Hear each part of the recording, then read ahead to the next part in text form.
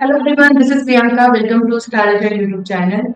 In this video tutorial, I will be discussing about Java interview preparation.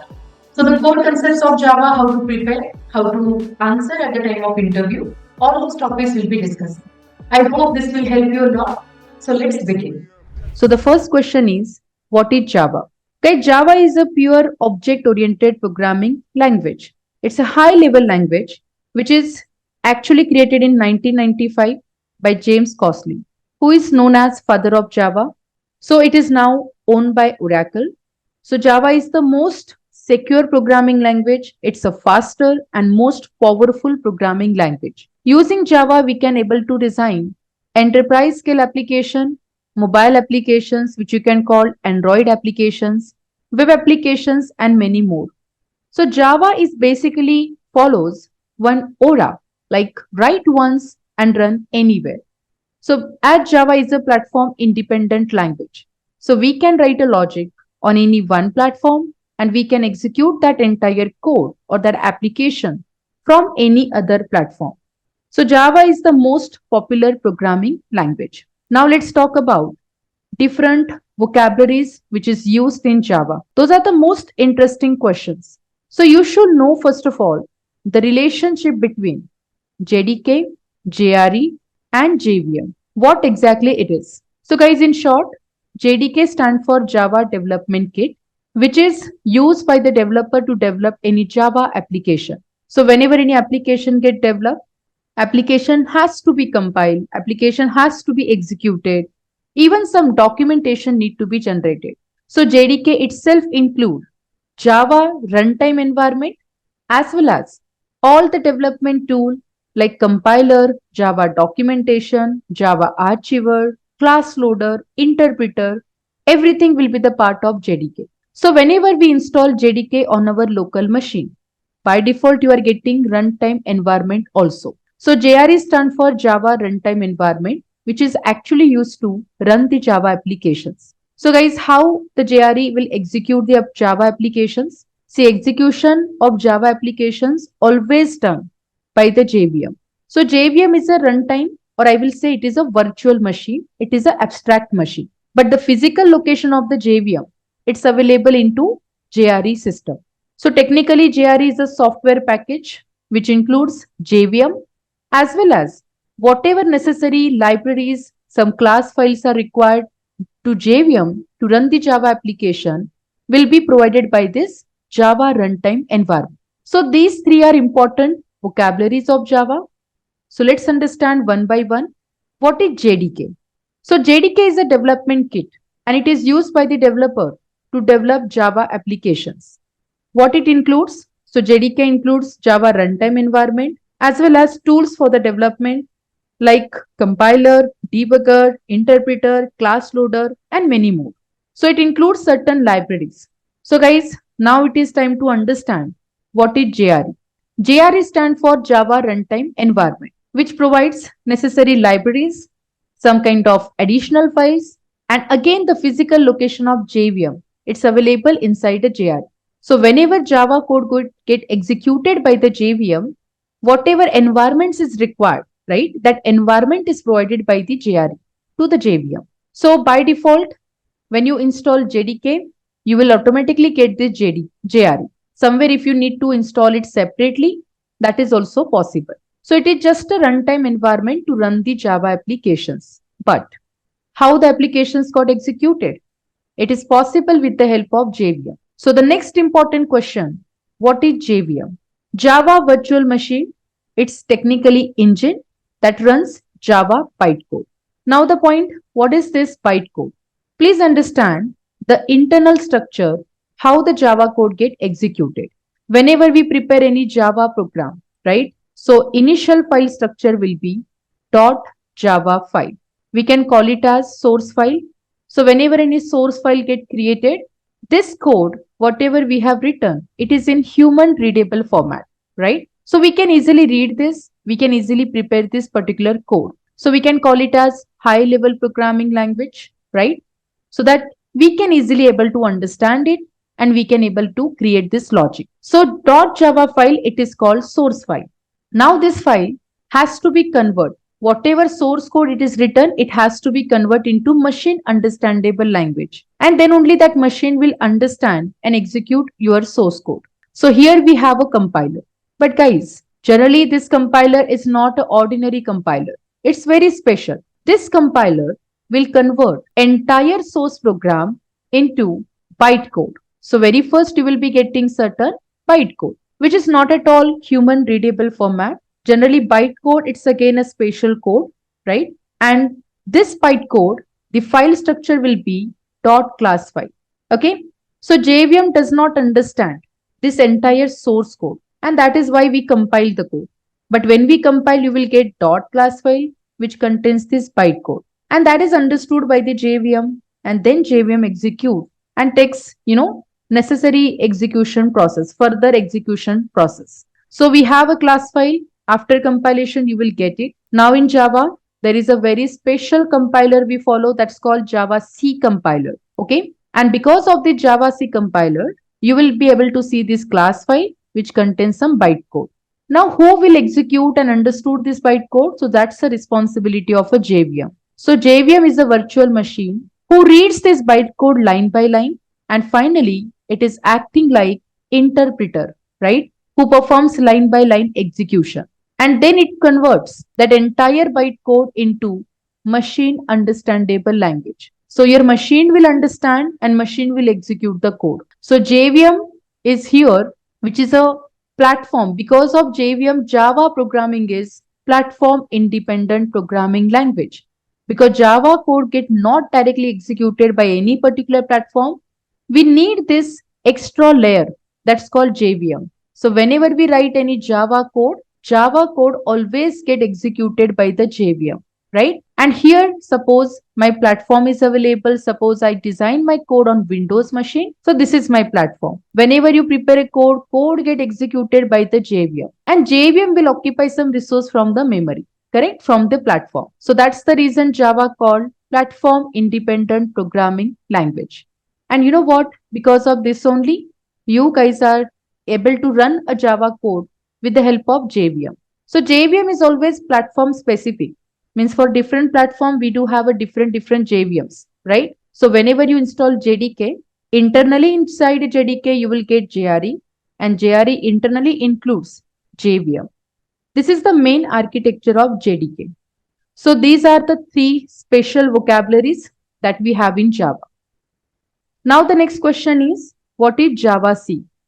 Just now I have mentioned Java C, it is a Java compiler, which is not an ordinary compiler. It's very special because it will convert source code written into .java file into bytecode, and the file extension will be .class file, and which is always executed by the JVM.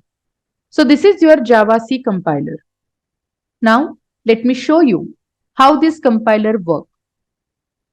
So example, here I have created one project and I have created one package. Let me design simple code. Okay. So currently I'm just writing, this is a first code. I'm taking this main function and this is my class which is ready. Within this main function, I will be writing one sysout statement. Means to print anything in Java, we do write this particular statement. And here I'm writing hello all. So once I write this statement, now whatever code we have prepared, internally it got compiled. Currently you can see the file structure .java. But now the code is compiled by the Java C compiler, and so it will automatically generate one class file for you. So if I can show you the exact location, if you can go to that project location. So example, if I can click and if I just go to that project location. So here the project is available in my machine, right? So if I open it and if I go to the source file, right? Here you can see under com, under code Java, under basics, you guys are able to see this first code. So here if I open it, currently the file is not executed. So I'm just getting a structure, right?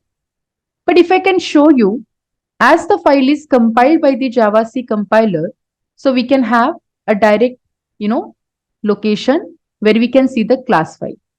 So under bin folder, you guys are able to see this class file. Here you can see first code.class got created. So because of the Java C compiler, this file get compiled, okay, dot Java file got converted into dot class file. And whenever we execute this code, you guys are able to see the result inside a console. So here I'm getting the result. So every time just remember Java C is a compiler which converts source code written in .java file into bytecode, and the extension of file will be .class file. Now the question is, what are the different features of Java programming languages? This is called buzzwords of Java. First point guys, Java is a very simple programming language. Syntax to prepare Java code, it is very easy. Easy to learn and easy to understand.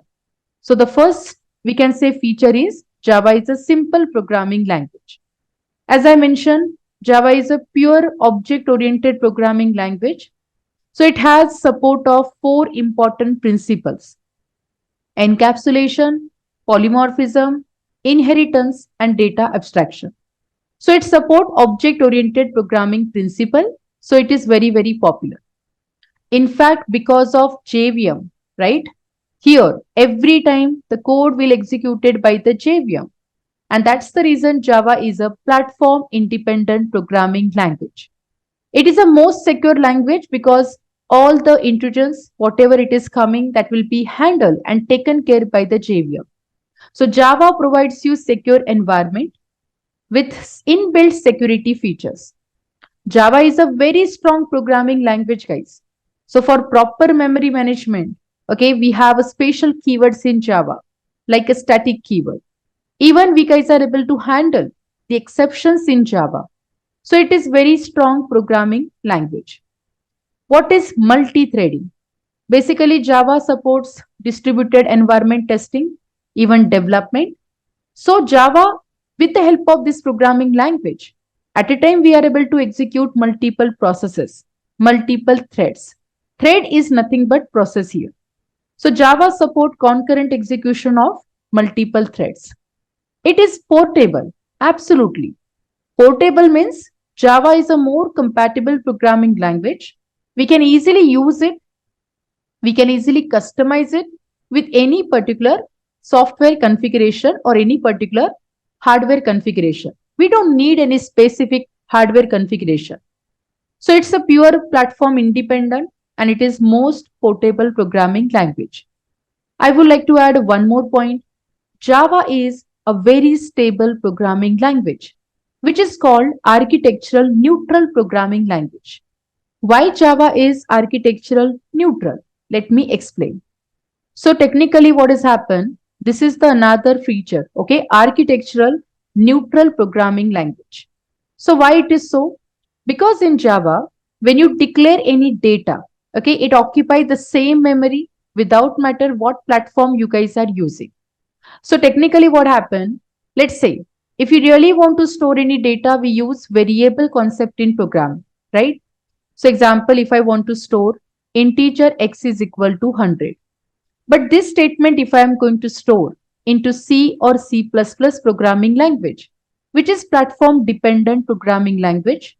So in C and C++, if you guys are using 32-bit system, it will occupy 2-byte memory.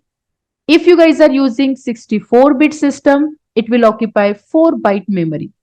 But Java, which is platform independent programming language. In Java, just to store any variable of an integer type, and the platform can be 62-bit or I mean to say that 32-bit or 64-bit, right? Still, Java will hold 4-byte memory. Means it's stable on any particular platform. It will always occupy the stable memory. And so it is called architectural neutral programming language. So Java is very popular programming language and these are the different features of Java programming language. Now let's talk about why Java is considered as platform independent programming language. So guys, main part. Because of the JVM, Java is considered as a platform independent programming language. But how? Let's understand practically, even let's understand the main core concept. Why Java is to be called platform independent. Now please have a look. Here, let me design one system. Consider this is my Windows machine, right? So I'm using on this system one platform, and that's a Windows operating system. So whenever we install JDK, right? With the help of JDK, you guys are able to write a Java code on this machine. So very first I will install JDK. Because of the JDK, I will be able to create a Java code. So .java file we can able to create. Now internally what happens? It uses Java C compiler, right?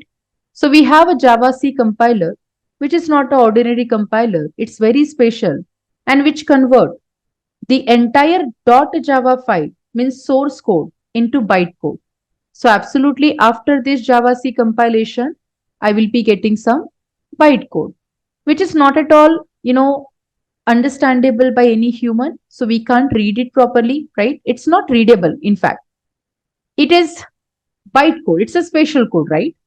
And bytecode, it's an intermediate code, which is secure and which is platform independent. So what happened? This bytecode will be understood by whom? Bytecode will be understood by the JVM. JVM reads this bytecode line by line and JVM convert it into machine understandable language, which is getting executed by that platform. So this is about single system. Now what happened? I have written a logic on Windows machine. How we can explain this particular Vora? Write once and run anywhere. So let me explain. So whenever we prepare this logic, whenever we complete this code on one platform, so we have to simple upload this bytecode on the internet, right? So Java applications we are going to upload on the internet. Once it is available, the other platforms can download it and they are able to execute your Java application. So we can call it as write once and run anywhere. But let me explain. Now consider this is my Mac environment. So I'm having the operating system that's a Mac operating system. And yes, this Java application I have already uploaded on the internet. So why it is so? Because once the application is available, right, on the internet, then only the other participants, other operating systems can access it. Correct? So I have to upload it, okay, on a net. We can say it's all about, we are just talking about distributed environment. Correct? So Java is also distributed environment support, programming language. So I cannot directly share, directly data or something dot class file. No, we can directly share this entire bytecode, right? So dot Java file we can't share, but dot class file we can directly share on the internet. So once we upload that dot class file, so technically you are uploading your Java application. And then guys, if other operating system has to use it, first step is what? They are just going to download this dot class file on their operating system. And absolutely they need their JVM, right? Because JVM will understand that bytecode. Here the JVM will convert that bytecode into machine understandable language. And then it is executed by that platform. So that's the reason for every specific platform, we do have a separate JVM available. So if I'm talk about Linux also, for Linux also we have a JVM separately available. Basically once you install JDK, automatically you will get a JVM. And the process remains same. If Linux operating system also wants to execute this Java application, they will first download it. Then through the JVM, which is Linux specific JVM, and then the JVM will execute that bytecode into machine understandable language. And then finally it got executed on that platform. So this Vora is very important. Write a program once in Java and run anywhere. So because of the JVM, Java is called pure platform independent programming language. So the points are written here. First of all, we have a compiled bytecode. The bytecode will be always executed by the JVM. So JVM, which is a platform dependent, correct? So operating system dependency is there, right? But when it talks about Java programming language. Java programming is completely platform independent. So we can write a code once and we can execute it on any specific platform. And we don't need any specific hardware infrastructure for the same. So Java platform independence will not affect on any hardware architecture, and that's the reason it is more secure and more, we can say, platform independent programming language. Now guys, the next question is, what is JIT? Just in time. It's a compiler again. Okay, so just in time is a compiler and it is a part of a JVM. So you know what? Whenever we talk about JDK architecture, internally in JDK, you guys are getting, so suppose this is my JDK, right? So JDK has some development tools, right? Inside this development tools plus JDK also provides you runtime environment, correct? So because of JDK, we are able to write a Java application. That Java application always get executed by the JVM. So internally this JVM include JIT, just-in-time compiler. JRE is a runtime environment which provides some additional file support, additional libraries, okay, through which JVM will execute the code. But to run that code faster, okay, how come Java is a faster programming language? It is because of this JIT compiler. So technically what is JIT? It is a compiler. It is a part of JVM that improves performance by converting bytecode into native machine understandable language. And that's the reason guys, we are able to execute a Java code faster with the help of JVM. So just in time, it is a compiler. Now the question is, what is class loader? And how many different types of class loaders are there? Technically, in Java, class loader is an integral part of the Java runtime environment. So that is dynamically load the Java classes into Java virtual machine. So class loader is a subsystem of JVM, right? And it is simply help to load the class file into JVM. Now the point is, how many different, the class loaders are available? So there are three: Bootstrap, extension. Previously it was extension. Now it is available as a platform.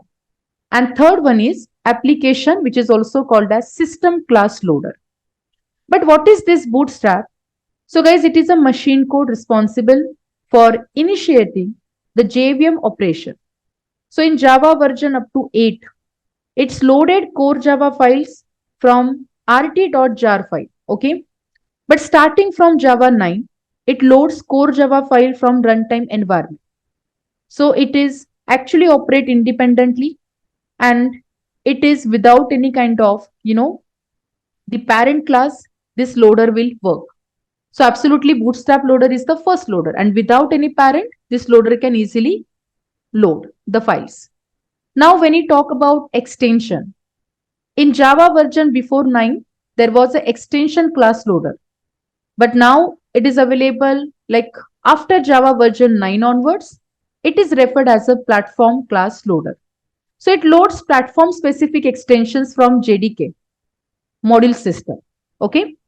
Now when it comes to application, it is also referred as system class loader.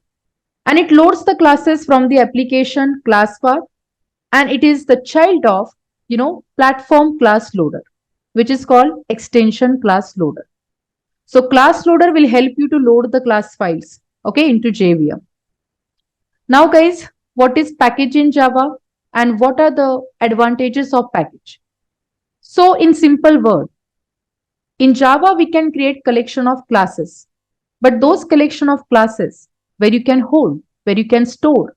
So we need a container with a proper naming conventional where we can store Java class files, where we can store Java interfaces, some special class files, and maybe sub packages too.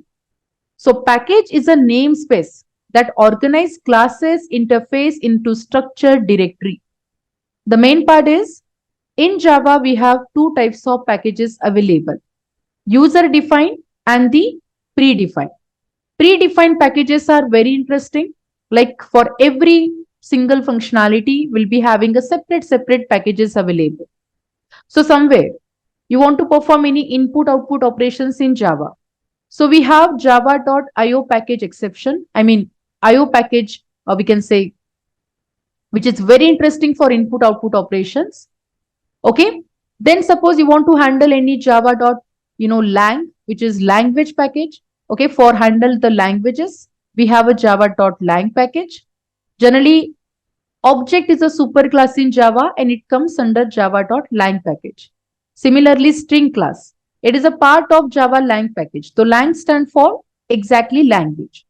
Then guys, we have one more special package to understand, that is called util. To handle a system utilities, we have java.util package. But these all are what? Predefined packages in Java. When it comes to the user defined package, so here, whatever package we have described related to our project, this is called user defined package. So com.corejava.basics, this is called user defined package. So what is the purpose or what is the advantages of this package? Absolutely, when you have a proper package name, it prevents naming conflicts. It is very easy to maintain our code, maintain our classes. So basically, it's very helpful to organize your classes and the code. Even proper access control we guys are able to use. We can follow to access specific class from specific package. So package is like a container where we can store group of classes together, interfaces together, or somewhere we can maintain sub packages too.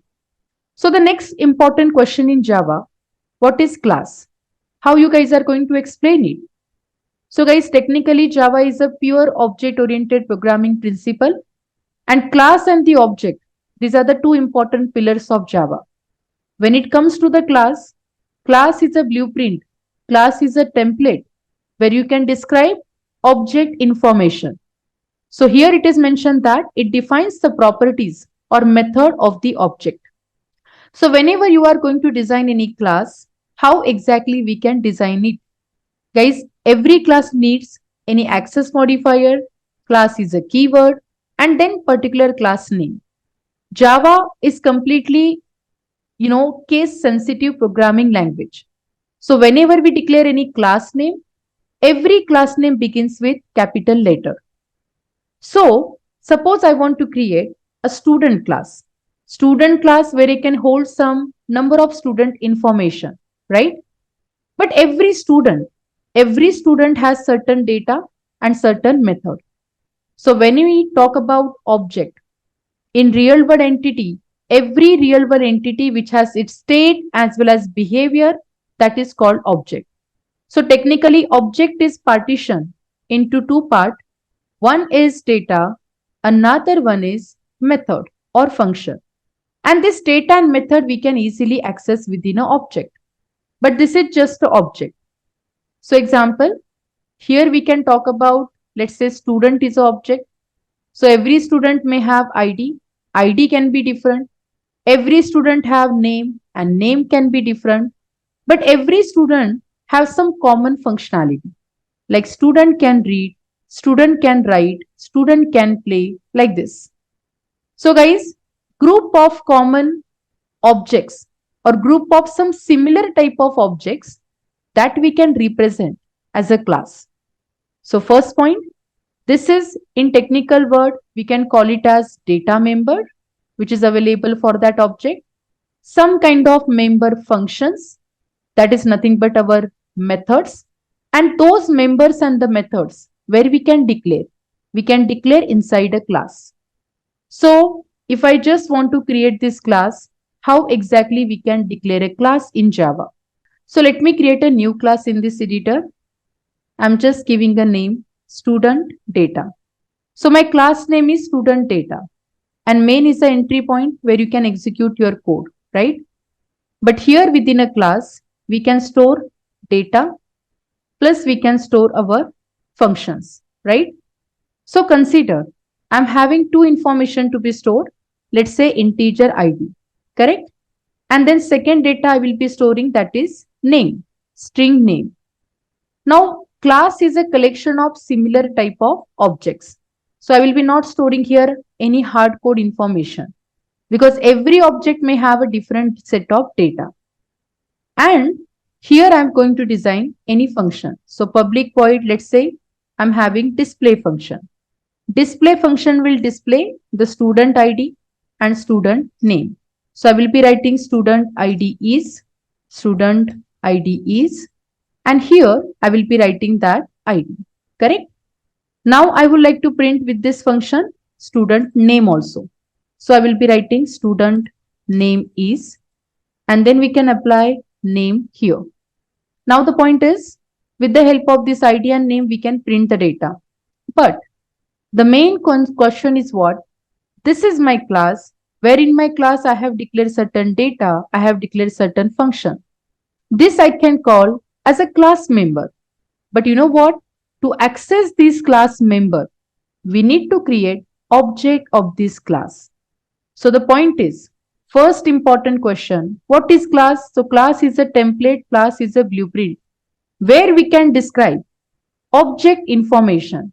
So all the object data members, member functions, we can describe inside a class. But now, how we can access this data? So we need an object. So next question is, what is object in Java?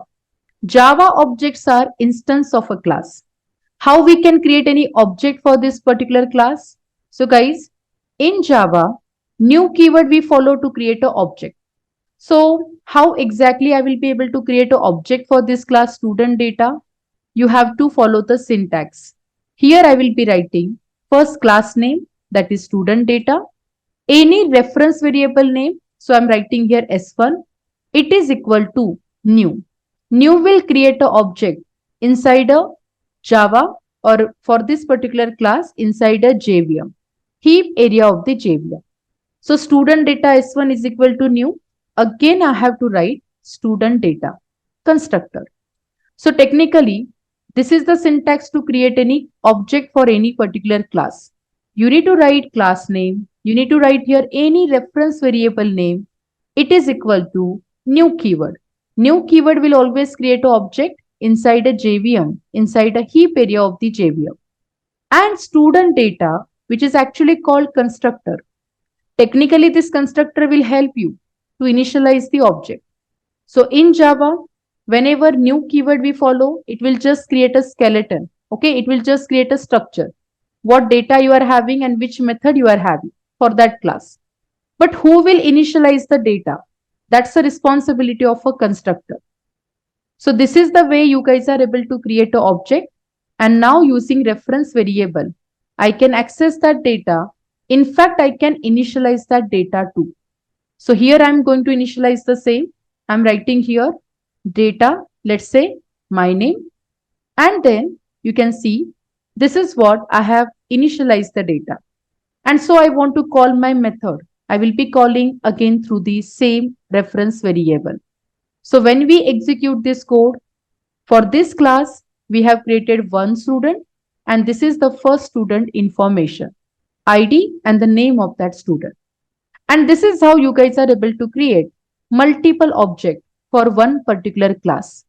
Technically, class is a collection of similar type of object. Clear? So class is a template where we can store object information.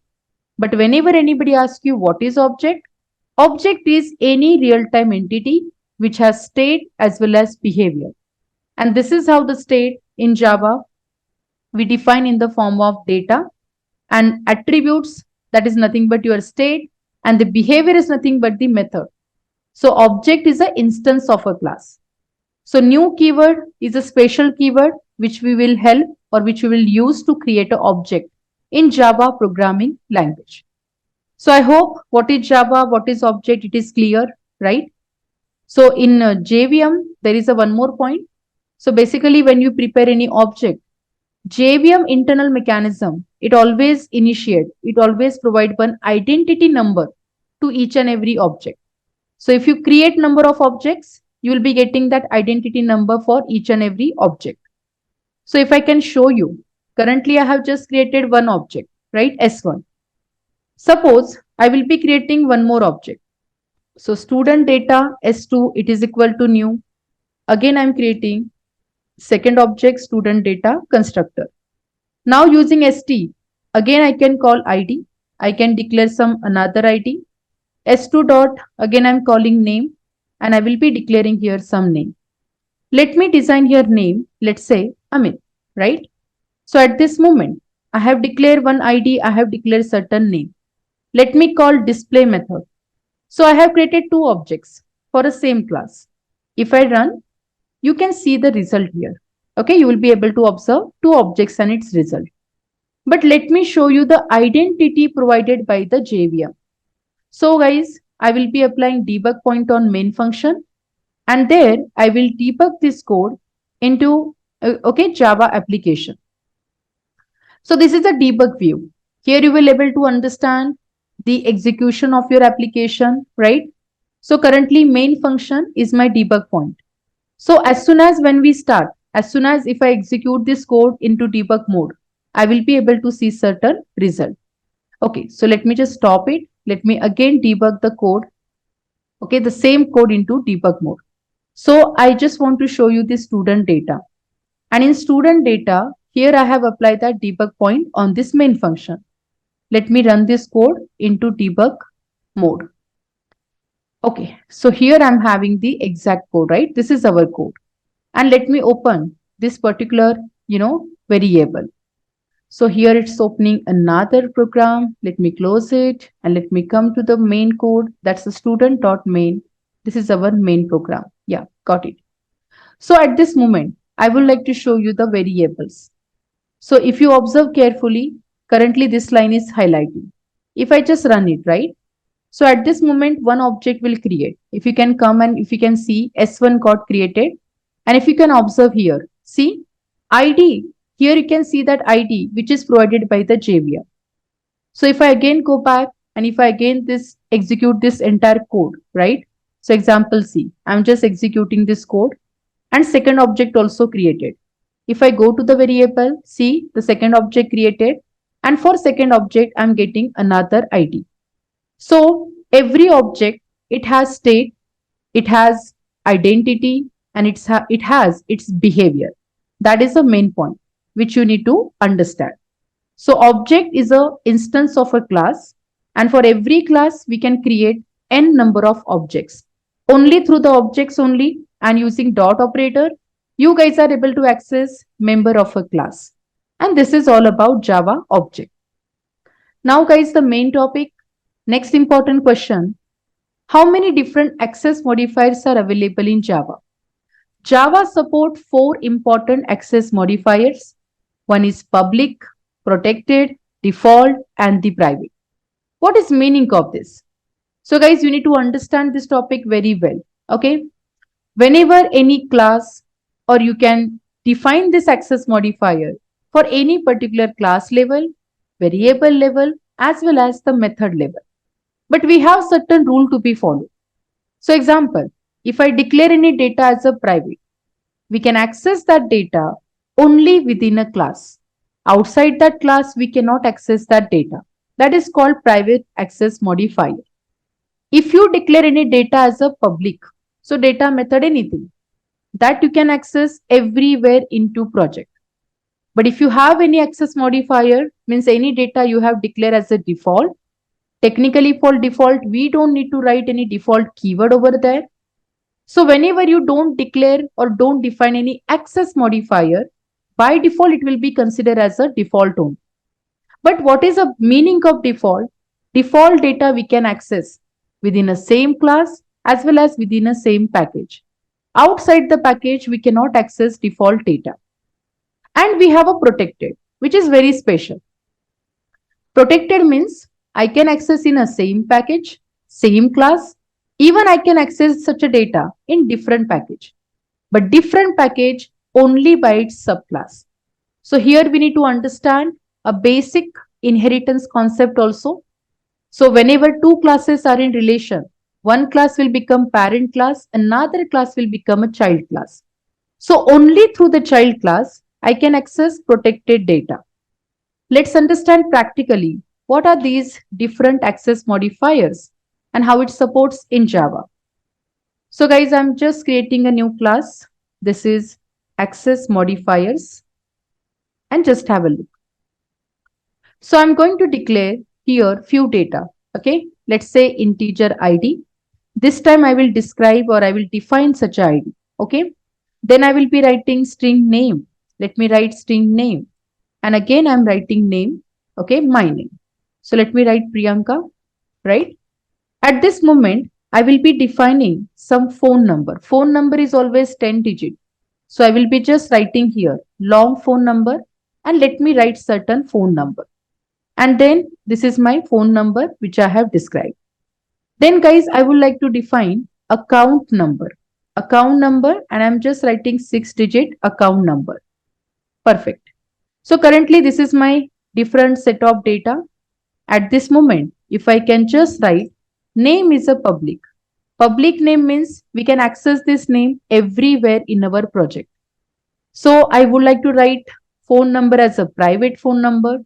Whenever any data is a private, we can access that data within that class only, right? And then I will be writing this account number as a protected data. So guys, these are the 4 important access modifiers supported in Java. See, for integer, I don't mention any access modifier, so we can call it as default. By default, it is what? It is a default access modifier. Now, within a same class, what we can access? Just have a look. So I'm writing here within same class. Technically, we can access all these access modifier and its data. So I would like to create an object of this class, correct? Without object, we can't call any data from that particular class. So I will be creating access modifier, any reference variable name, new keyword, again the constructor. With the help of this only, you are able to create object for that class. Just now we have discussed what is class and what is object. And this is how you will create an object. Now using A1, I can access the data. So A1 dot, when I write, just look at the screen. What you can access? You can access ID, you can access name, you can access phone number as well as account number. So within a same class, all the data technically we can access. So let me access quickly name. Let me access here A1 dot any phone number plus I will be accessing account number. So let me access account number. And when I execute this logic, just have a look. Here I'm getting the information for that user, right? Within same class, I can access ID, name, phone number, and account number. Every single record we are able to access. Now at this moment, let me show you if you create this object for this particular class within a same package, but in different class, what will happen? So current package name is Core Java Basics.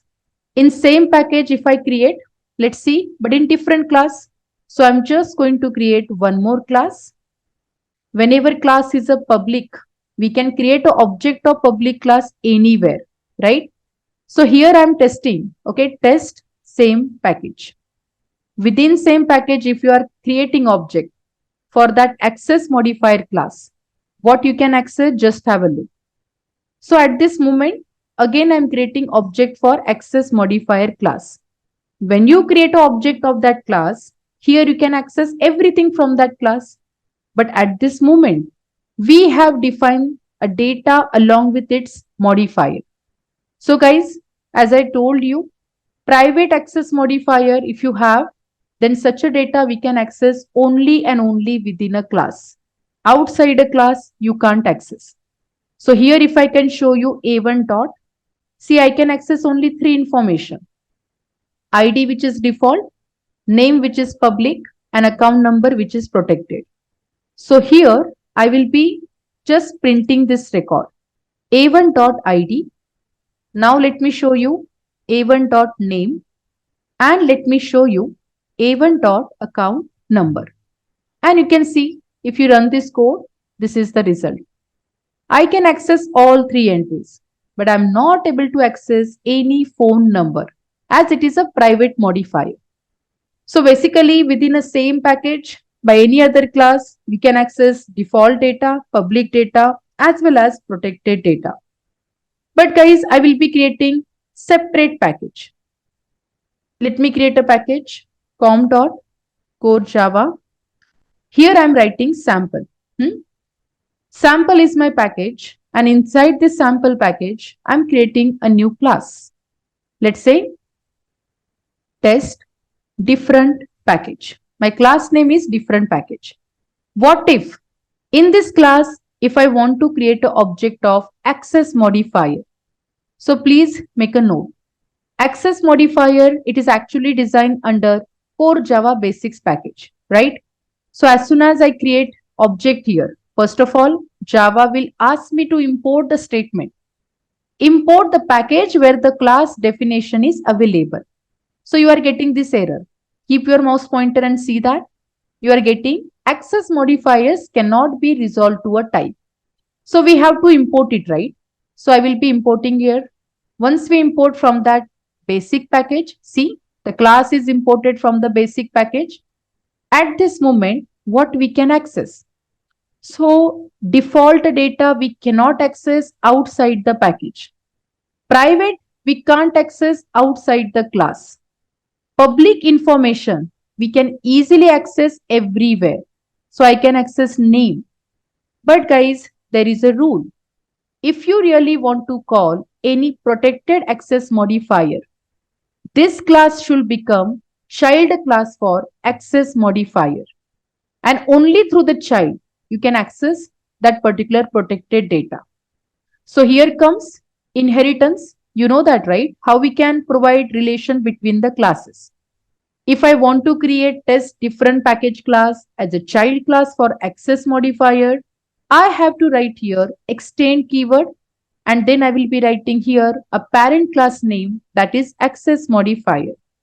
When you put this relation, then only with the help of this child class, you can access parent property, nothing but you can access protected type of data. Example C. T1 is equal to, again I'm creating object of this class. So T1 dot, now you can see I can call protected data, I can call name. So if I just call name first, let me print the same. So here I'm printing first name. Then I will be printing that protected data. So T1 dot account number.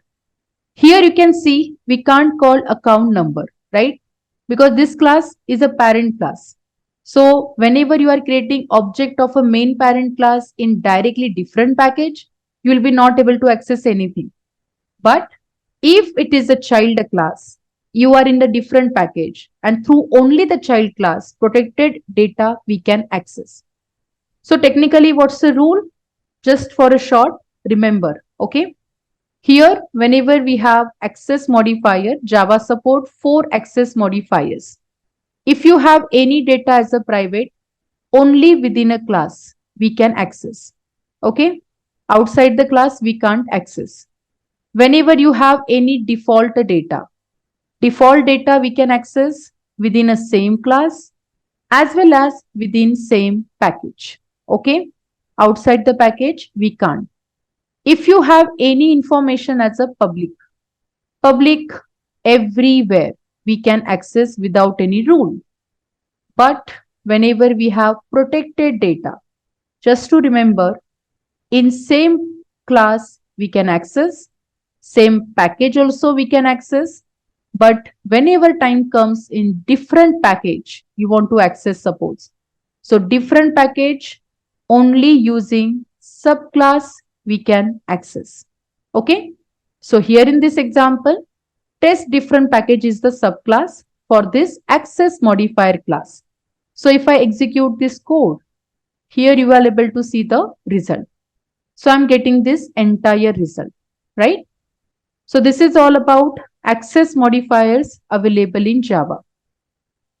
Now it is time to understand different data types available in Java. So guys, generally data types define the type where we can use the type and we can store such a data into variable. So there can be different types of data, right? Example, we may have numbers to be stored. We may have a single character to be stored, any alphanumeric value, somewhere collection of character. So data can be of any type. But how you guys are going to store such a data? So we need data types in Java, right? So whenever it comes to the programming, this is a very general topic, data types, which is required for every programming language. But Java support two types of, data types, primitive and non-primitive. When it comes to the primitive, right, which is called primary data type. Before explaining this, let me show you exact hierarchy. So whenever it comes to the data types, as I told you, Java provides two types of data types. First one is called primitive, which are primary, and the second one is non-primitive. In Java, everything we can represent in the form of class and in the form of object. So under non-primitive, we have string class, we have array as an object, right? But when it comes to the primitive, you need to understand there are specific families available. Like first is Boolean type. Boolean means where we can store either true or either false value, right? So Boolean data type, we generally write with this keyword Boolean, and it actually occupies only 1 bit memory. So in programming or in terms of computer system, memory will be occupied in terms of bytes. Okay, so 1 byte, it is actually 8 bits. But when you want to store any Boolean type of data, it actually holds 1 bit information. Second is numeric. Okay, when it comes to numeric, there are again two important families. First of all, in Java, character type comes under numeric. So we can declare as char keyword. And any character in Java which holds 2 byte memory. That's another important point. Now guys, here we have integral family. Whenever it comes to the integral, again it has two parts. In integral, we have integer family. Then we have floating point number. So here, in integer, again we have four important types. Byte, we have short, we have integer, and then we have long. In floating point, we have two types, float as well as double. So technically, how much memory it will occupy? As I mentioned, Boolean store 1 bit, character store 2 byte, byte will hold 1 byte, short will hold 2 byte, integer will hold 4 byte, and long occupy total 8 byte. Similarly, for any floating point number, float can hold 4 byte memory and double can hold 8 byte. So these are what primitive types of data types in Java. And string, array, any kind of class and objects which actually comes under non-primitive type. So what are the primitive type? You need to explain integral, which is nothing but integer type, floating point type, Boolean, and the character. These all data types comes under primitive. When it comes to the next question is what? What is the default value for a primitive data type? Let me tell you. Java developers are very smart. They have defined data types as per their size of the data we can hold into that variable. Plus, if you don't specify any data, then it will set default value. So example, if I just write integer x is equal to 100. So here I'm trying to assign 100 as a number to x variable. But if I just write integer y, so by default, if you don't set anything, default type of this primitive is what? 0. Technically, integer type of data, it is default value for all this byte, short, int, long is 0. Whenever you have floating point type, in that case for float and double, default type is 0.0. Character type, which is specified in this way, right? Hyphen, basically we are having 1/u and 4 times zeros, which is actually represent a null character, okay, with a Unicode point. So this is Unicode we can say. So Boolean type, default type for Boolean is always false, as we can mention only true false data, right? But if you don't set anything, then by default, Boolean always return you false type of data. So these are the default value for primitive data types available in Java. Now guys, the next important topic which I will be talking about, typecasting in Java. So what happens, somewhere we need to convert one type of data into another type. So for primitive to primitive conversion, we have two important types available, implicit typecasting and explicit typecasting. Implicit means which is automatic casting. Generally, implicit casting taken care by the JVM. You don't need to use any extra method or extra support for implicit typecasting. So guys, suppose in a very simple word, just now we have discussed different size for the data types. Now I'm having this particular data. Integer x is equal to 100. Okay. Original size of x is 4 byte, right? Because x is a type of integer. So size will be 4 byte. And what I want to do is, I want to store this x value into long data type. Means I'm having another variable long L1, and within L1, I just want to store this x. So long data type means we have total storage 8 byte, correct? So just now observe, this is my 4 byte data, correct? So this is just a 4 byte data, and here we have 100, and which is pointing to x variable. Very simple. But now I'm having another container whose size is 8 byte. And here I would like to store this x. So it is possible. Yes, absolutely. Small size of data we can easily keep into large size of container or large size of data. So whenever we have smaller size conversion into larger size, absolutely this type of conversion is called implicit typecasting. Here we don't need to perform any forceful conversion. We can easily convert our data. So it is called implicit typecasting. But guys, opposite to this means, suppose I'm having 8 byte information. So I'm declaring long, let's say some number, and I have written certain number. Okay, such a long number I'm writing. Such a number I would like to store into x variable as an integer. And if I just write this way, Java, in this case, it will not allow me to pass this number into x. Immediately it will throw the error. Type mismatch, you cannot convert from long to integer. Why? Because long size is total 8 byte. We are trying to keep it into 4 byte. So this is not automatic conversion. Suppose Java always support, top casting. So Java doesn't allow you this.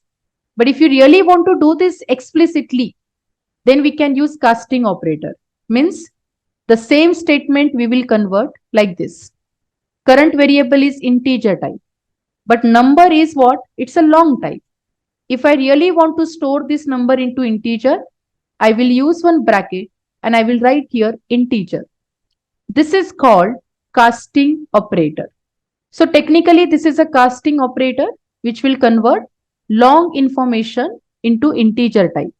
So complete right hand side will be integer. And then we can store this integer data into integer variable. So this type of conversion is called explicit typecasting. So this comes under primitive to primitive. Let me show you practically. So guys, under same basics package, I will be creating this class for typecasting. So technically what is typecasting? You can explain typecasting. It is a process of conversion of one type of data into another type. This is called typecasting. So guys, let me show you implicit typecasting. So here, very first, suppose I'm declaring integer x is equal to 10 and I'm just going to store it into long. Long L1 it is equal to x. Absolutely we are able to store. So what type of conversion it is? This is, I can say, int to long conversion. Correct? And here I can print the same L1. So at this moment, definitely there will be no change in your data. Everything remains same. So I can see 10 as a result. But suppose you want to check the change. So I'll do one thing. I'll declare one character, right? So I'm having character A, right? It's a single character declaration. You know that character data type holds 2-byte memory, right? I would like to store that character into y variable. What will happen this time? Is it possible to store character into integer? Absolutely yes. You know what?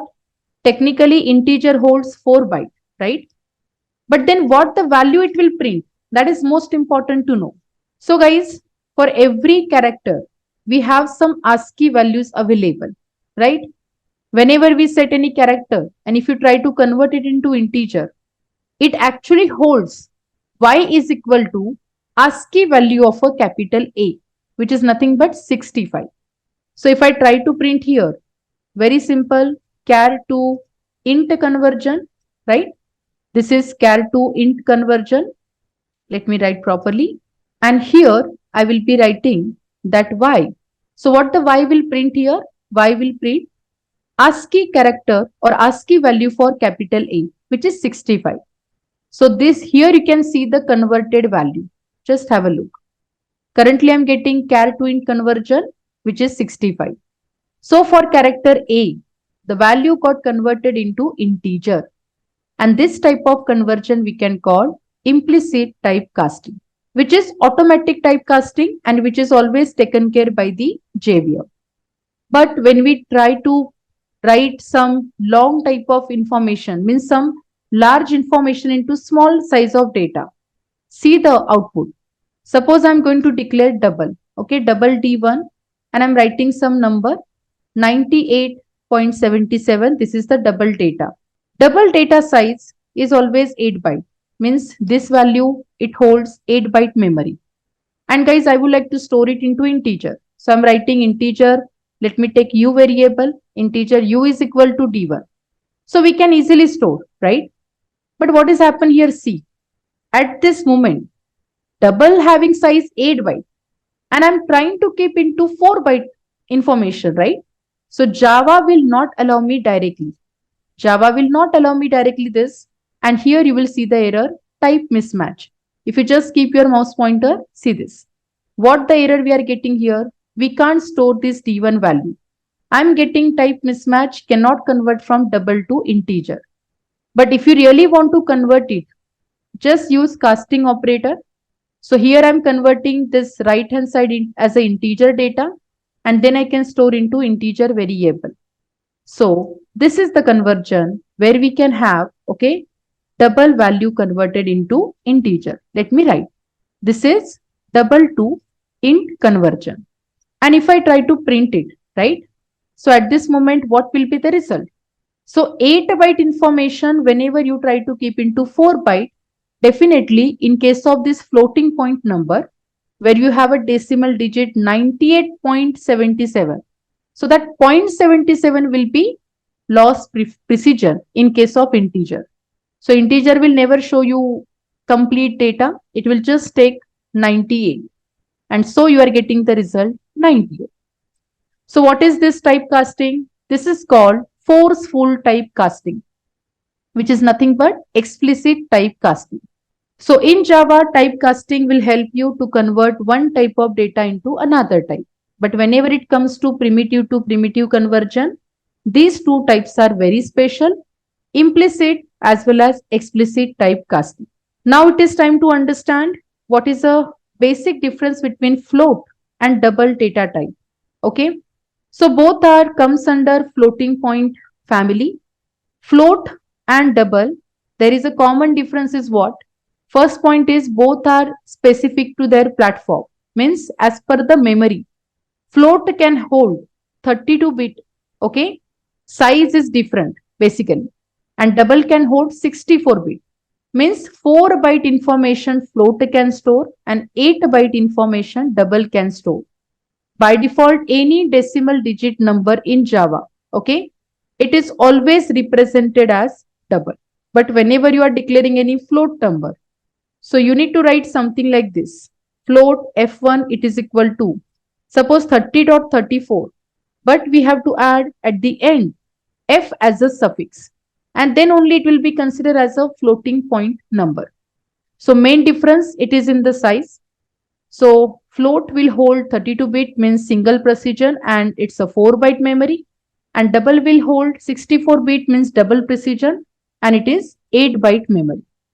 This is the main difference between float and double data type in Java. Now the next interesting question, what is a wrapper class in Java programming language? Guys, it's a very special class. Wrapper class, it is way to use primitive data as an object. So if you really want to convert any primitive information in the form of object, we use wrapper class in Java. Okay. So for every primitive data type, we have a separate wrapper class available. Like here you can see for int, we are having integer wrapper class. Similarly for long, we are having long as a wrapper class. For byte, we are having byte as a wrapper class. For short, we are having short as a wrapper class. So every class name begins with the capital letter. And it's very simple to remember also. Like for int, integer, char for character, right? So all these are what for every primitive, like here, Boolean, right? So for Boolean, we have a Boolean class, right? For float, we are having float as a class. Similarly for double, double is a primitive, but class name always start with capital letter. So wrapper classes are very special. This will help you to store any primitive data in the form of object. So in fact, whenever you want to hold any group of data, again in the form of object, then we can use wrapper classes in Java. So technically, how the wrapper class we can use, how we can convert any primitive to object or any object to primitive. Let's understand this topic. So wrapper class will help you to store any primitive in the form of object. So let me create new class. Okay, new class. Wrapper class. Okay, wrapper class demo. And just have a look. So currently I'm having integer x is equal to 100, right? So it's a number. I would like to convert it into, proper object. So this is just a variable, but this I want to convert into object. So I can use integer wrapper class. And this class is very special, which has its predefined method. When you apply dot operator, we can access a method. And here you can see I'm having a very important method, value of method. When I pass this value of method and when I pass this integer x variable to it, this method returns me integer type of object, and which I can declare as a integer I as a object. So here guys, if you can see, x is just a variable, because if I put x and if I just apply dot operator, you will not able to access anything. But now the x value which is converted in the form of object and which we have represented with the I variable. So if I just write I dot, here what has happened? I can access some other method from the same class. So that means our data is successfully converted into object. If you try to print that x value, you will able to see the result. So here if I print I, absolutely I will print what? The current value which we have converted, that is 100. So 100 is what? It is a primitive, and primitive data we have converted in the form of object. Guys, this interesting topic, okay, where we can convert any primitive data in the form of object. This is called autoboxing in Java, okay. This is called autoboxing in Java. So another important topic you need to understand.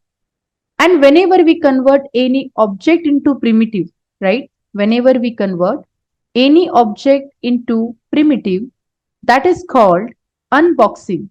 Okay, that is called unboxing in Java. So let me show you.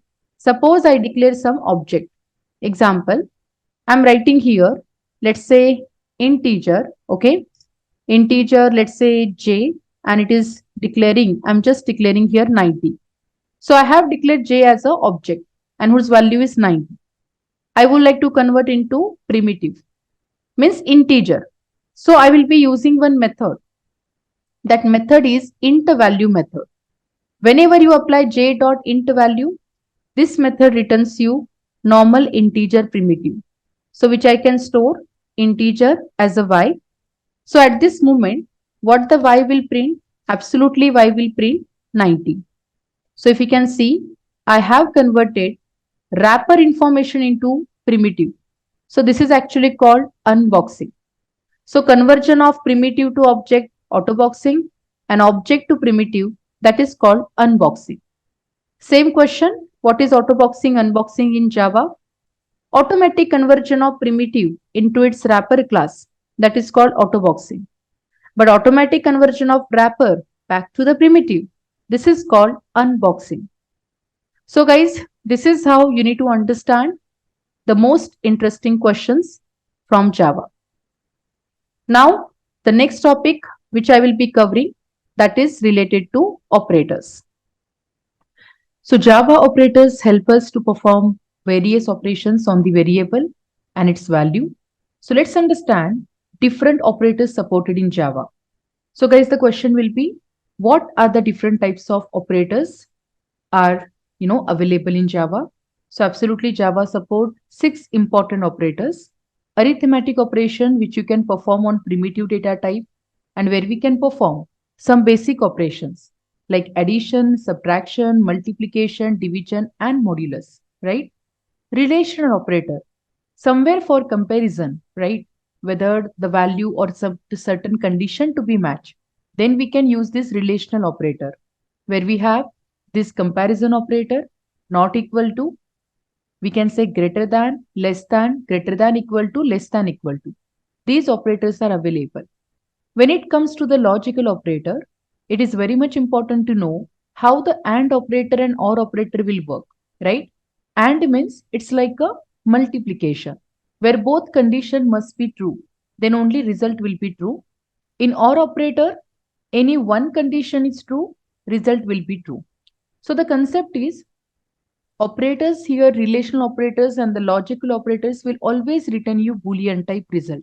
So that means either true, either false. And this is a not operator, which we can simply call it as negate, right? So if condition is true and you apply not operator on that, you will able to see the, simple false result. So guys, then we have to understand what is a bitwise operator. So bitwise operator, I'll explain. Okay. What is assignment operator? So these are certain assignments operator we are having. And the most common, again, people might ask you, what is ternary operator in Java? Basically, ternary operator in shorthand for if-else statement. Okay. So first question, if this is a question, what are the different types of operators are in Java? Absolutely, you need to answer in this way. But now let's understand some more questions. Okay. There might be possibility people can ask you, what is exactly difference between pre-increment and post-increment operator in Java? So guys, just understand. Pre-increment means it will increment the value first and then it will return it, right? Post-increment means it return the value first and then it will increment. So you will not see the result immediately. Example, let me show you practically how it works. So suppose I'm going to create a new class. And here, let's say this is a new class. Okay, the package I don't want. Let me go and let me quickly create a new class. Okay, so let me write operator demo. Okay, and here I will be declaring one variable. So inside a main function, suppose I'm writing one variable, let's say integer x is equal to 100. When it comes to the current value of x, absolutely it will print what? 100, right? But if I follow pre-increment, which performs increment first, right? As the name suggests, it performs increment first. So if I just try to print, plus plus x, then absolutely it will increment the value and immediately you will able to see that value. So guys, plus plus x means what? X is equal to x plus 1. Basically, we are trying to increment value of that x by 1. Okay. So here the output will be definitely 101. And now you can see the result. If I run this, here I'm getting the result 101. So this is the pre-increment. When it comes to the post, example, y is equal to 90. Okay. And I'm just writing current value of y. So here you can see I will be definitely get a 90. But guys, when we see, the post increment, example y plus plus, here it will first return the value and then it will increment the value. So technically at this line, I will be not able to see any incremental result. Definitely I will get here 90 only. But the next time if I try to use same variable again, so line number 15, here definitely I will get that incremented value. So just have a look the result. Currently I'm getting the same result, right? 90, 90 and 91. So the main difference between pre-increment and the post-increment is what? Pre-increment, very first it will increment the value and then it returns. But post-increment, return the value first and then it will increment. Now guys, let's talk about next important question. Again, it is a very popular question. What is the difference between comparison operator and assignment operator in Java? Just remember single equal to sign. It is called assignment operator, which will help you to assign certain value. Example, I just want to define integer a is equal to 10. So here I'm assigning the value. Okay, I'm just passing this 10 to this a, right? So this is called assignment operator. But somewhere I'm having two values. Let's say integer b is equal to 10 and I want to compare whether a and b both values are same. Then I will be using a it is equal to b.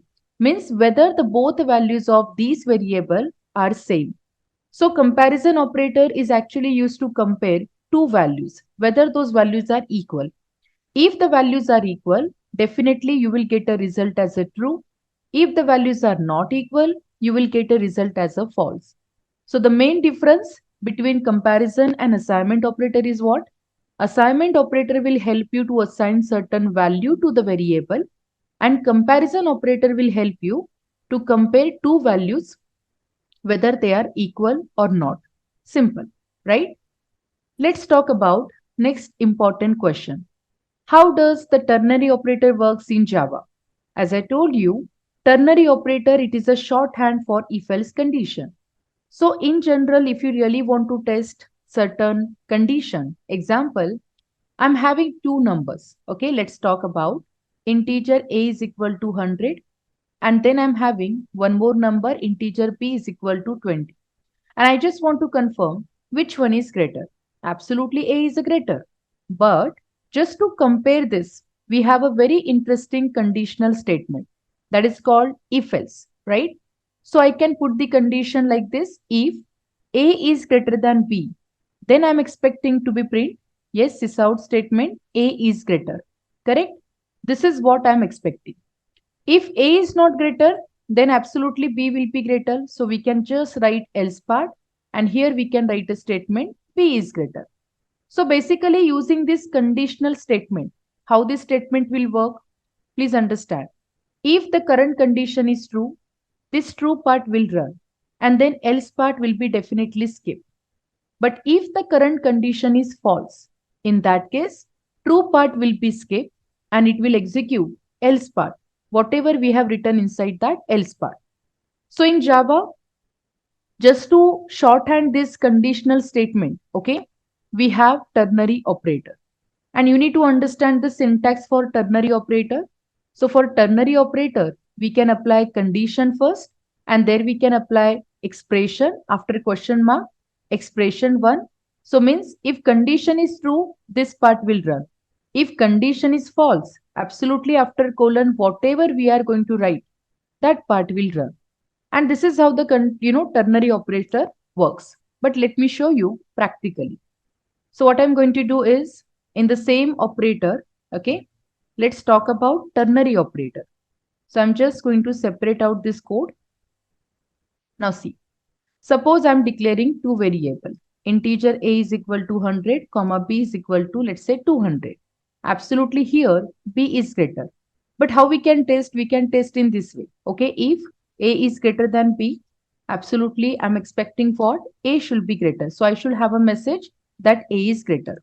So let me print a message, a is greater. Okay, and then here, if the a value is not greater, in that case, it should print a message that b is greater. So let me just write b is greater. Now the point is, this is your if else statement, right?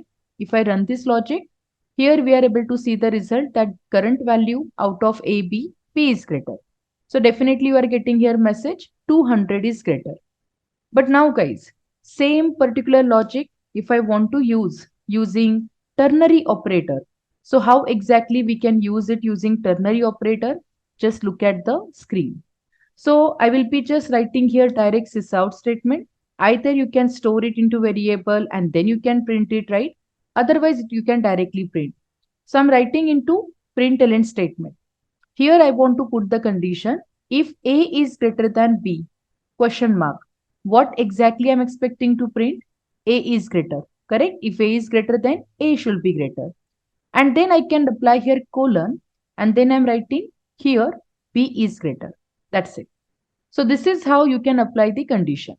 As per current scenario, absolutely result will be what? B is greater, means 200 is greater. So if I execute this code, just look at the result. This is how the ternary operator works in Java. Okay. Now guys, what is the next question? People might ask you, what is the purpose of instance of operator in Java, which is very special. Okay. Generally, this operator will help you to test whether the object it is an instance of a specified type of class or its subclass or maybe its interface. Okay. So whatever objects we are creating, whether that object is a instance of that particular class, we can confirm it with the help of instance of operator. Anyways, object is always instance of a class. That's a technical definition. So we need to understand practically how this operator works. So let me explain. At this moment, I'm just going to create a separate class. Example, my class name is a book and there I will be taking this main function. Okay. And in this book, I will be just writing here first important, name. Let's say string name is what? We are having core Java book. Okay. So my book name is core Java. So guys, what I want to confirm it, at this moment, if you observe, string is also class in Java. Whenever for any string class, if you declare any variable, we cannot say this is a normal variable. We can call it as reference variable. So currently I can say name is a instance of this string class, right?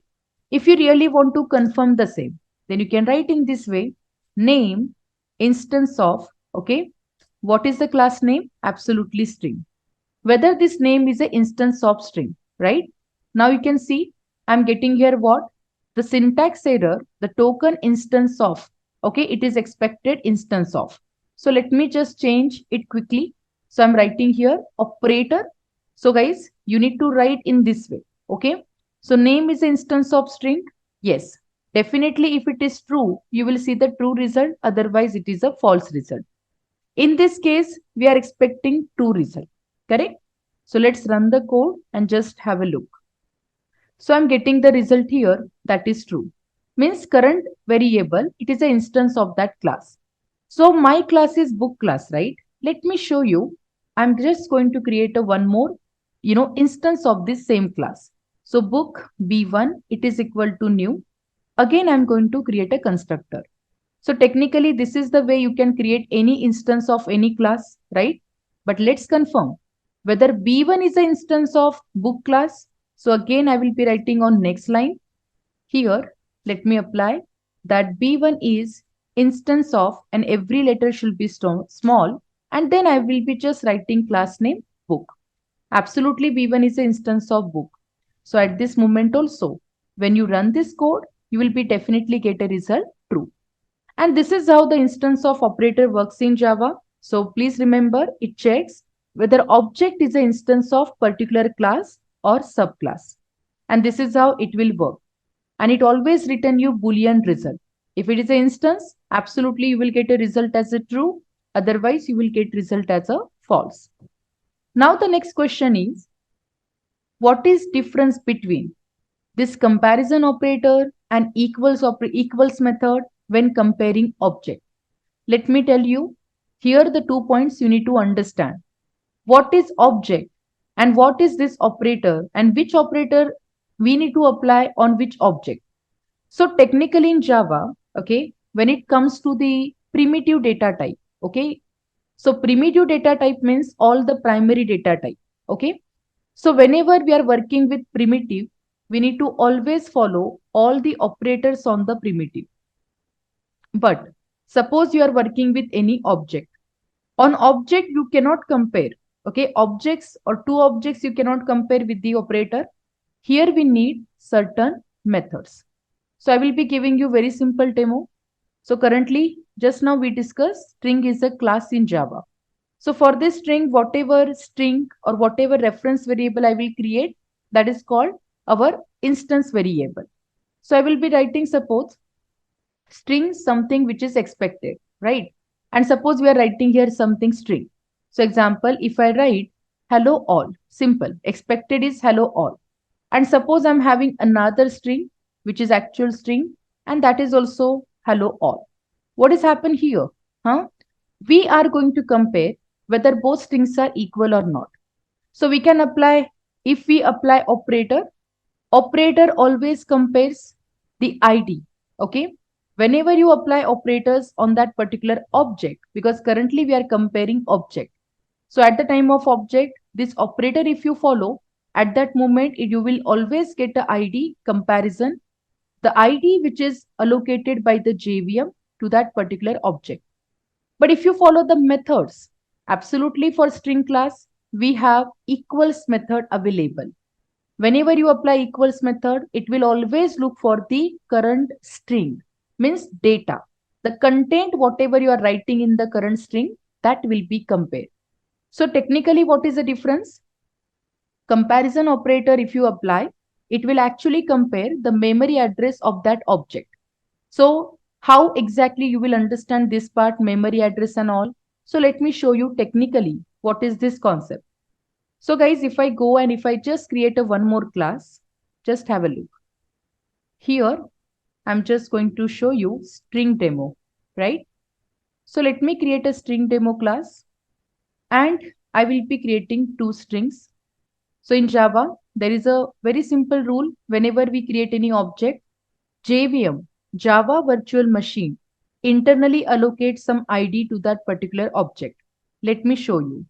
Suppose I'm going to create here string S1 and my object name is, let's say, hello all. This is the right hand side part, which is the object, and it is referred by S1. I'm just going to create a one more. Okay, string S2, it is equal to what? Let's say welcome. So if I just to write in this way, currently both objects are different. So whenever we execute the code, okay, at this moment you will not able to see anything. But let me debug the code. Instead of execution, let me show you how the JVM allocates certain ID to these two objects. Because whenever we compare objects using operator, operator compares always ID for those objects. So example here, if I compare S1 is equal to S2, which is absolutely not. So definitely this will return us false result. But let me show you this part. So I'm just going to debug the code. You can apply debug point here on the main function. Then you can right click and you can go to debug as. And here you can just debug the application. Now you can see it will switch the perspective to debug mode at this moment. Now my code is in the debug mode. Let me open this code first. And here you can see. So currently the program, let me open. And now you can see this is the code, right? So currently this highlighted area, this will execute first. So if I just run this, okay, just have a look. S1 object will create and see JVM assign this ID to this object. So I got a ID 23, right? If I again run this next statement, I'm getting another ID. Why? Because both strings are different. But whenever we apply comparison operator, what it will compare? So absolutely it will compare the IDs allocated for those objects and both are different. So you will definitely get result as a false. Can you see that? Here I'm getting the result as a false. And this is the way you need to understand what exactly internally it is comparing. Now let me come back and let me show you. Suppose I will be creating S3. S3 is again same hello all. At this moment, what will happen? Again, if we apply comparison operator, so comparison operator definitely this time it will compare, the object ID. So this time if you observe, whenever both strings are same, object will be allocated by the JVM that will be always same. So here we are expecting result should be true. And similarly, whenever you are comparing directly content of that string, then I can apply equals method. So we have exact match method, equals method, which is a case sensitive also. So if you follow equals method and suppose I'm just testing equality between S1 and S3. Both strings are equal, so absolutely answer will be true. Suppose I'm comparing equality between S1, let's say equals with S2. At this moment, hello all and welcome both are not same. So absolutely here, the result will be false result. And let's again debug the code so that we can understand this process. So let me show you how it exactly works internally. So let me run it again and you can see. Now the object ID is 23. Let's run next statement. Object ID is 29. Whenever we are comparing using operator, it will compare the memory address of that object. Nothing but IDs assigned by the JVM. So definite answer will be false. Next, if I execute, here you can see the result. Now the S3 once we create, look at the ID. ID for S1 and S3 both are same. So here when we compare it using comparison operator, you will get a result as a true. You can see the result is coming as a true result, right? Now guys, if I run the next statement, let's understand equals method. So in string class, by default, we have a equals method available, which will look for the exact matching. Okay, the content actually we can test with the help of this method. So I'm comparing now S1 and S3 and both are same, right? So absolutely result will be true. And so you are getting third time true. Clear? Now let's compare S1 along with S2. And here you can see the both objects are different. So whenever we apply equals method, you will get a result as a false. And here you can see that same result. So this is how guys, comparison operator, whenever you apply with this particular object, definitely comparison operator compare the object IDs or comparison between the memory address, but equals method will always compare the content of that object. And this is how you need to understand difference between this comparison object and equals method whenever we are comparing two different objects. Now the next question is, how do bitwise operator works in Java? Okay, so bitwise operators, so you can see like in every computer system, the data we can store in the form of bits and the bytes, right? 1 byte it is equal to 8 bits. So we have these bitwise operators for study. Bitwise operators in Java, which allows you to perform some low level operation because we are talking about the memory, computer system memory and how the data gets stored into that memory, right? So it performs some low level operation. Individual bits of numeric data type we can compare here, we can test here. And so the bitwise operators are very much important to know. So we have different bitwise operators to understand. You can see there is an AND operator, OR operator. So it works like a logical AND only, right? So whenever you apply two conditions and suppose any one condition is definitely true and other condition is false, you will get a false result only, right? So bitwise OR will be same. So again, any one condition true, answer will be true. In AND, both condition must be true. But what is XOR, right? We need to understand what is this XOR operator, how it works, and even what is a NOT operator. And then we have a shift operator for study. So it is time to understand how to understand, how the AND operator and other operators are working. So let me just come back to the package explorer and just have a look. Again, I'm going to create a new class for this bitwise operator. So here I'm writing bitwise operator. Okay. Let me take a main function and just have a look. So very first, bitwise and bitwise OR means what? First, understand what is this concept. Okay.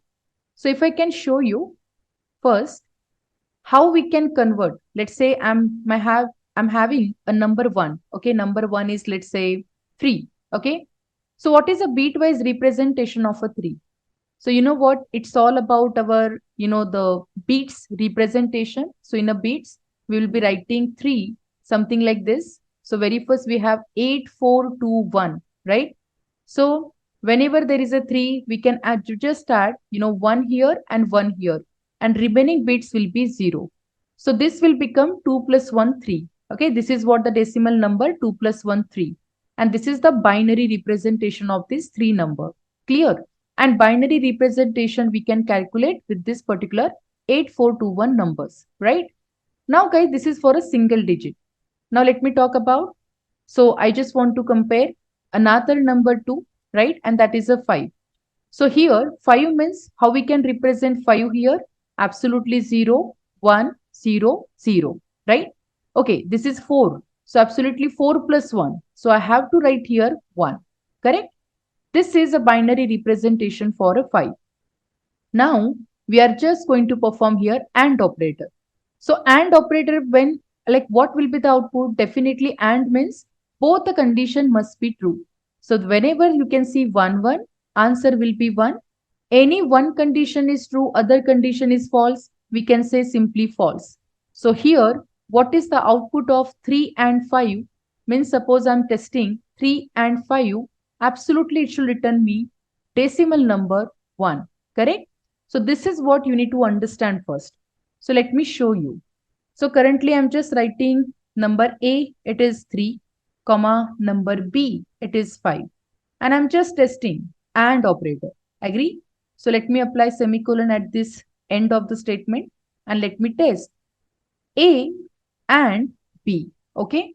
So absolutely what we are expecting in the result, it should print 1. So let's have a look. If I run this logic, what is the output? So whenever we are performing bitwise operator, this is how you are able to see the result.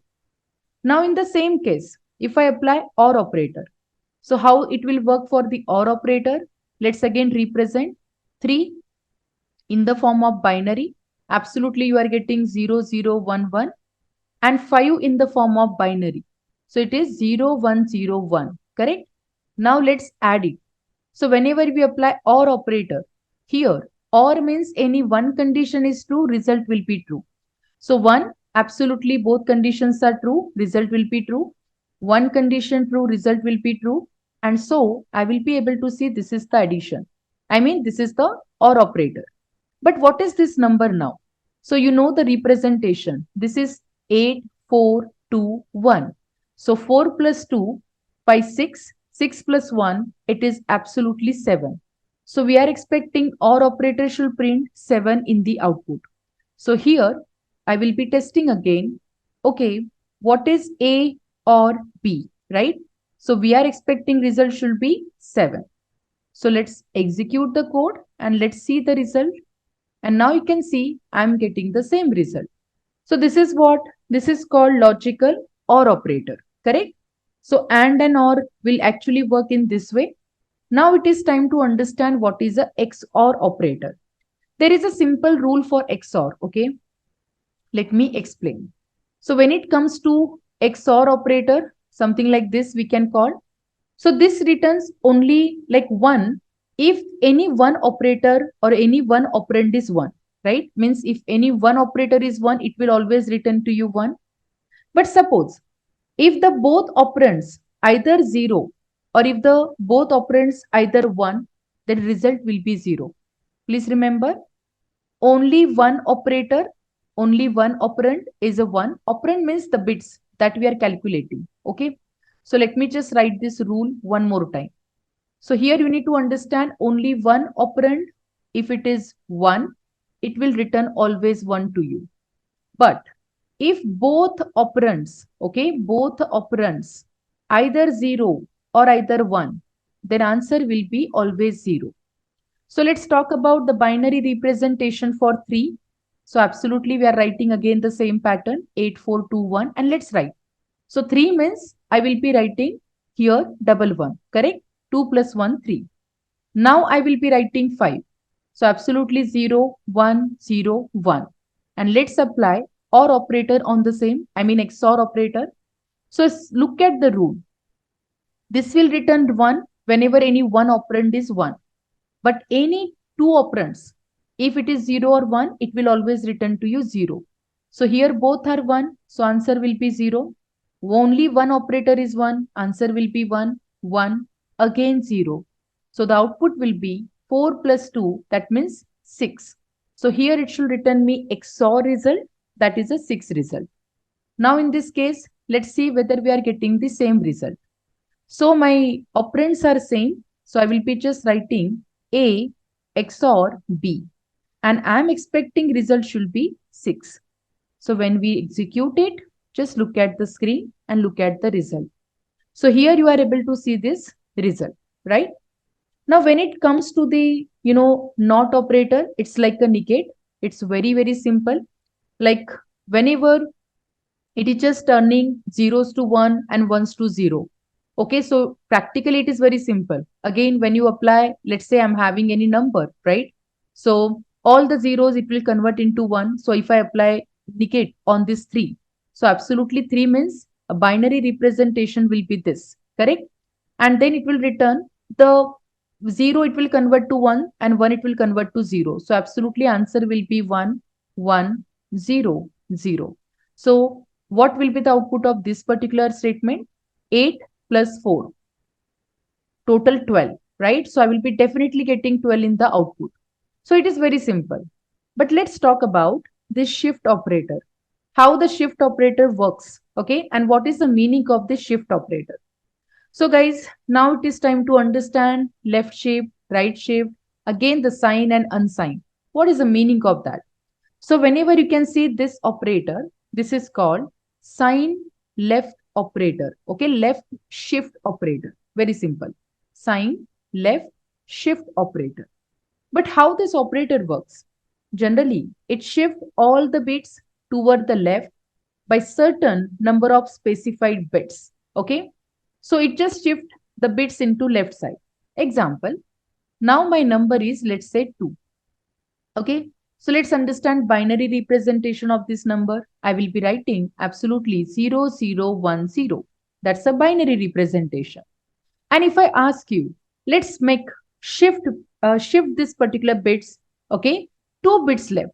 So let's shift this, okay, shift this 2 bits left. How exactly we can shift it 2 bits left? Absolutely left side means here I will be shifting 2 bits like this, okay. Then 1 will be at this position, correct? So I'm writing 1 and then 0. And then guys, the remaining bits we will fill up with 0. So here I will fill up with 0. So as per our binary representation, if you calculate what the decimal digit I'm getting here, it's 8, correct? So whenever I shift number 2 as per digits, as per 2 bits left, at this moment I'm getting 8 in the output. So let's understand this thing practically. So now just look at the screen. Again, I'm declaring a number that is 2. Okay, integer C is 2. And suppose I'm going to shift it. So I'm just writing here, okay, 2-bit shift. Let me write 2-bit shift, 2-bit shift left. Okay, so how exactly it is working? So let's write here our condition.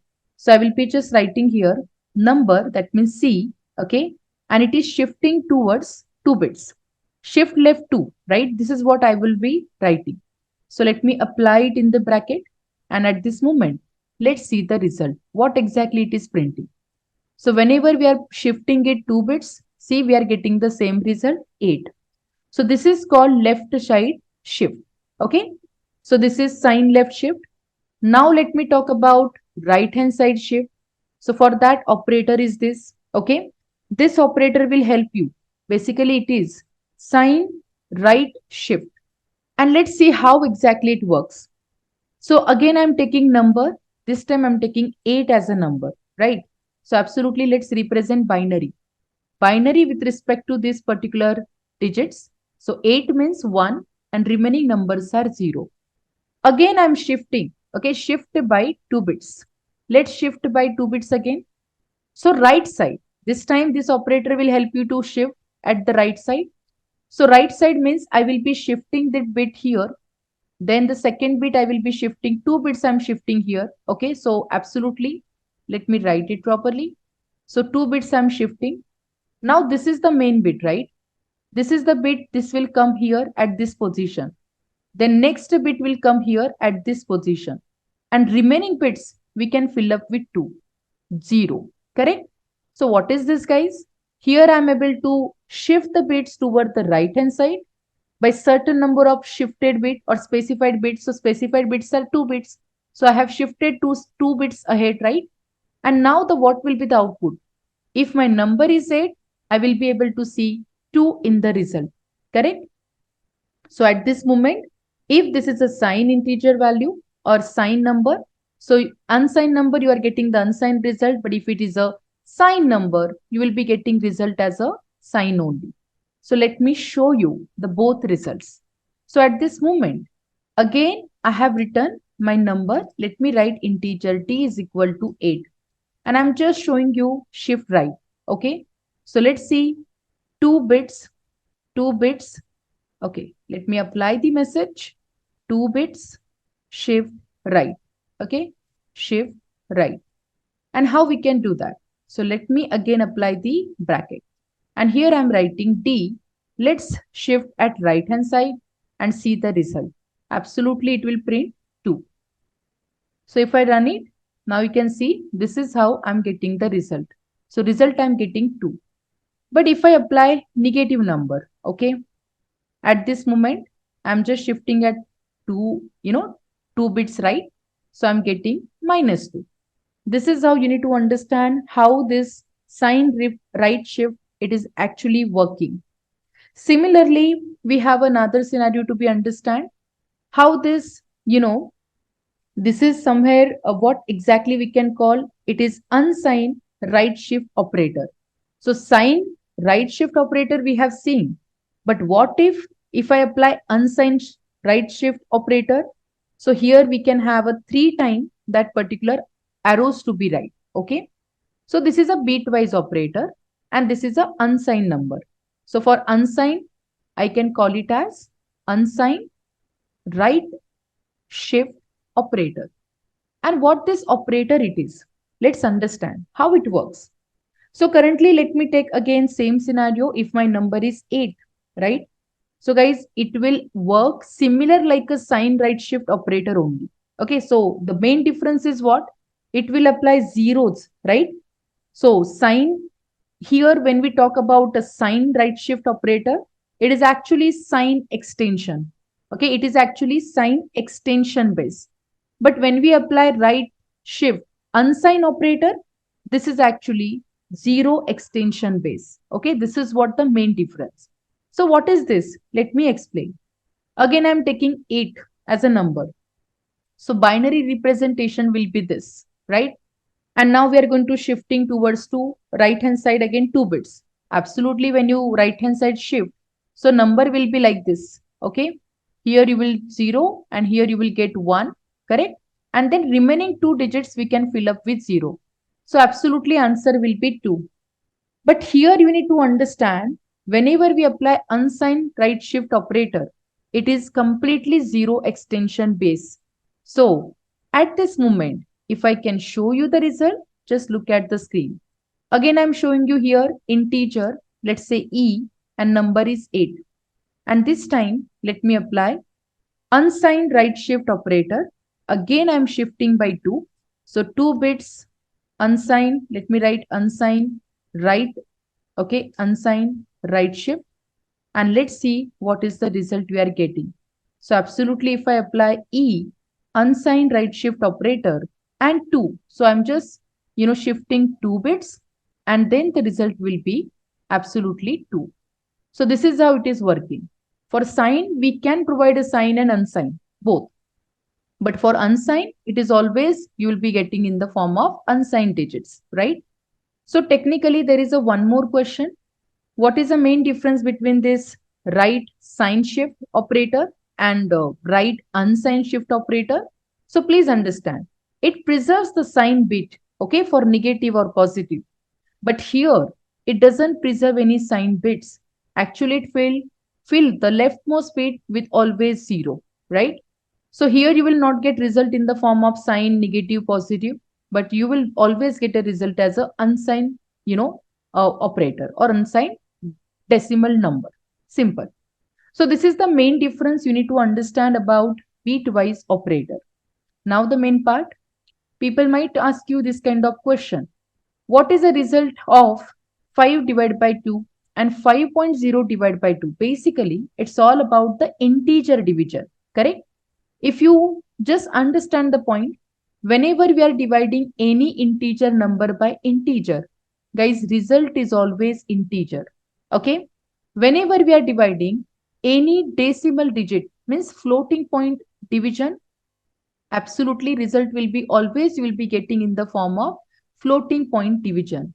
So if you have any double value, yes, if you have a double value and you are just testing with or dividing it with integer, absolutely result will be double only, correct? So in Java, whenever we divide any number, okay, with specific data type, you need to just look at the proper data type, and based on that you need to answer. So what is the main difference or what is the result of this? Absolutely 5 divided by 2, result will be here what? Definitely 2, correct? So you will be not getting into decimal point. That is the main concept. And whenever you are performing division with respect to this 5.0 means floating or any double divided by integer, result will be always in the floating point number. Okay, just remember this part. There are few more things which is important to know. Suppose if I divide any integer number by 0, okay, any integer number by 0. So what will be the result? Example C. Okay, if I take this class only and if I can show you. So I would like to test, okay, 1 divided by 0. So what will be the answer for this 1 divided by 0? Just have a look. When you execute it, you guys are getting arithmetic exception. So whenever we divide any number by 0, always remember Java will throw this exception, arithmetic exception, divide by 0 error. Okay. So integer division by 0, always you will get what? Exception, arithmetic exception in Java. So that's our next question. What happens if you divide an integer by 0, right? So definitely Java will throw you arithmetic exception. And this is how you need to remember and you need to answer. So this is all about basic data types, operators, which are available in Java. Now guys, let's talk about the most interesting topic, object-oriented programming principles. This is the core concept in Java, right? Every programming language which comes under object-oriented, they simply follow these principles. So here we need to understand what are the benefits of this principle. Absolutely. Developer follows this principle. As a tester also, we need to follow this principle. So we can design a secure application. We guys are able to maintain certain rules. We are able to reuse certain methods, certain steps, right? For that purpose, object-oriented programming principles are important to know. So the first question, how many principles are there? So absolutely there are 4 principles to understand. Encapsulation, data abstraction, then we have polymorphism and inheritance. So guys, every object-oriented programming principle, here the core topic is object and the class. But now it is time to understand how we can, use this principle for better code organization as well as reusability. So core concept totally based on object. Key benefits, absolutely, you will able to improve your code, right? You are able to maintain your code and even reusability is possible. Security is possible, right? And so we need to focus on this principle. So the question is, what are the 4 pillars of object-oriented programming principle? So there are 4 guys. 4 pillars are there: encapsulation, inheritance, polymorphism, and abstraction. Just to remember how you guys are going to explain this in the interview. Encapsulation means wrapping of data and function together into single unit. So the 4 questions actually you need to understand. First, definition. So encapsulation is wrapping of data and function together into single unit. Second, you need to understand what is the purpose of this particular principle. So this principle will help you for data hiding, or you can just call it as data security. So for data hiding and security, we use encapsulation principle. Third, people might ask you what is a real-time example. Guys, you can provide any real-time example where you can see data and function is wrapped together. So very common example, you will get a capsule. So in a capsule, definitely the medicine, that ingredients are wrapped together. And when we take that capsule, they will cure, right, our certain problem. So in real time, you can provide any example, right, where you can see the data and functions are wrapped together into single unit. Now the point is how we can implement in Java. That's the third question. So in Java, encapsulation you can implement by applying private access modifier to our data. Whenever data is a private, nobody can access that data outside that class. But along with the private data, just to provide access, we are going to use getters and setters method, right? So you need to remember this is how we can implement encapsulation principle in Java. So one more time I'm repeating. It is a wrapping of data and function together into single unit. Purpose is data hiding or data security. In real time, we can provide example like a capsule. And actually, we can implement encapsulation by making a data private and by applying method like getter and setter. Clear? What is inheritance? This is the most interesting principle in Java. Complete Java programming is based on inheritance only. So whenever one class wants to acquire properties from another class, it is possible with the help of inheritance. The purpose of inheritance is no code duplication. Basically, avoid duplication. We are able to reuse our methods. Plus, we guys are able to achieve runtime polymorphism. So that is what the main purpose of inheritance. Let me tell you the best real-time example for inheritance. That is the true parent and child relation. That is the best example for inheritance and how we can achieve in Java.